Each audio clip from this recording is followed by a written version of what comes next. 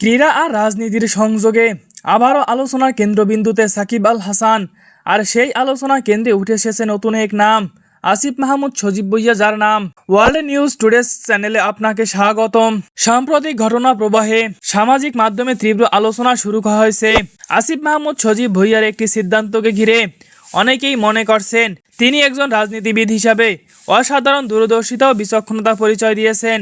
বিশ্লেষকদের মতে অতীতে একাধিকবার সতর্ক করা হলেও অনেকেই ব্যক্তি সাকিব এবং খেলোয়াড় সাকিবকে আলাদা করে রাখার চেষ্টা করেছেন, কিন্তু আসিফ মাহমুদ সজীব ভুঁইয়া সেই পথে হাঁটেননি।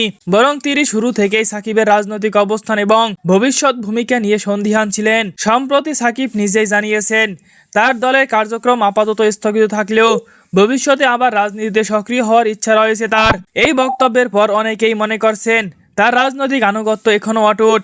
বিশ্লেষকদের দাবি, যদি সেই সময় সাকিবকে দেশে ফেরার সুযোগ দেওয়া হতো তাহলে পরিস্থিতি ভিন্ন হতে পারত এবং রাজনৈতিকভাবে বড় বিতর্ক তৈরি করতে পারত। সব মিলিয়ে বর্তমান প্রেক্ষাপটে অনেকের চোখে আসিফ মাহমুদ সজীব ভুঁইয়া একজন ভিশনারি নেতা হিসাবে হয়ে উঠে এসেছেন, যিনি সময়ের আগে সম্ভাব্য ঝুঁকি বুঝতে পেরেছিলেন।